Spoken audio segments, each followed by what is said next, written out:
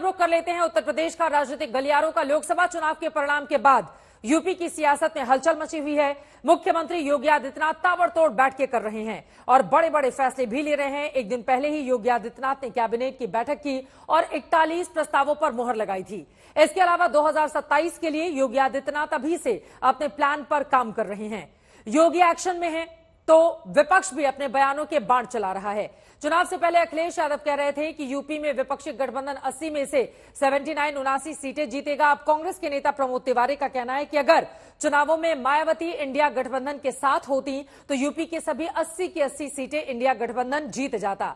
और इतना ही नहीं, प्रमोद तिवारी तो मायावती को अभी भी इंडिया गठबंधन में शामिल होने का दे रहे हैं न्योता।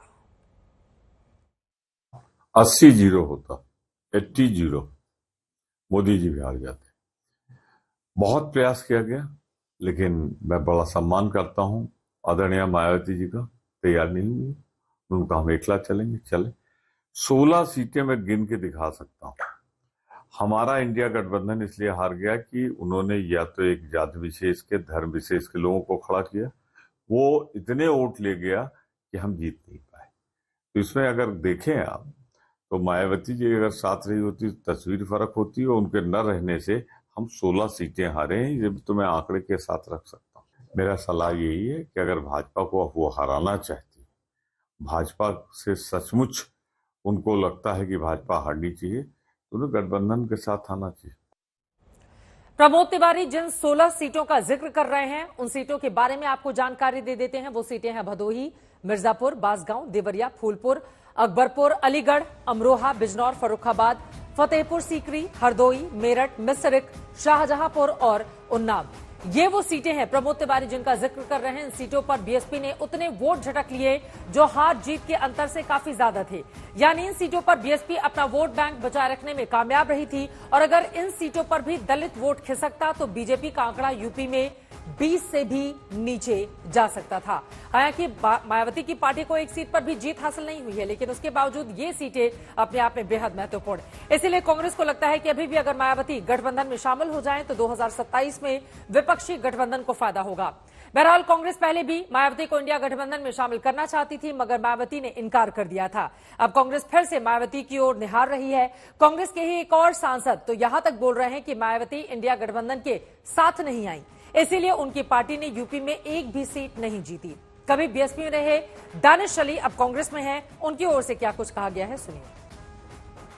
जिस पार्टी में मैं था, जिस पार्टी का सांसद के रूप में था, आज क्या हुआ?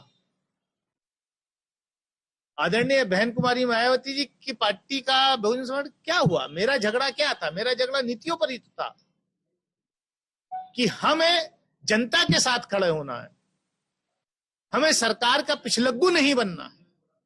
अब मेरे ऊपर एक्शन हुआ, लेकिन मैं जनता के साथ खड़ा रहा, मैं जनता के मुद्दों के साथ खड़ा रहा। और आज पार्टी का हशर क्या हुआ? 0 पर आउट हो गए। उधर लोकसभा के चुनाव में बीजेपी को यूपी में बड़ा झटका लगा है और समाजवादी पार्टी को बड़ी जीत मिली। पेट के बल पर पड़ी कांग्रेस में भी नई जान आ गई है। मगर बात अगर बीएसपी की कर लें तो इस बार यूपी में बीएसपी को 9.39% ही वोट मिले, जो 2022 के विधानसभा चुनाव के मुकाबले तकरीबन 3% कम है। और इस 3% में सबसे ज्यादा वोट इंडिया गठबंधन को शिफ्ट हो गए हैं। और ये शिफ्टिंग कितने बड़े पैमाने पर हुई है उसका अंदाजा ऐसे लगाएं कि 2022 में मायावती को यूपी में जाटव वोट का 65% और गैर जाटव दलित वोट का 27% वोट मिला था, जो इस बार की चुनाव में घटकर 44% जाटव और सिर्फ 15% गैर जाटव वोट ही मायावती को मिल पाया है। हालांकि खुद मायावती अपनी हार का ठीकरा दलित वोटर्स पर नहीं फोड़ती। उनका मानना है कि मुस्लिम वोट बैंक ने उन्हें धोखा दिया है और 35 मुस्लिम उम्मीदवार उतारने के बावजूद मुस्लिम वोट उन्हें नहीं मिला। वैसे मायावती खुद एनडीए और इंडिया दोनों ही गठबंधनों से फिलहाल बराबर की दूरी पर अपने आप को रखे हुए हैं, लेकिन यूपी में 2027 में आने वाले विधानसभा चुनाव में बीएसपी किसके साथ जाएगी ये कहना अभी बेहद मुश्किल है।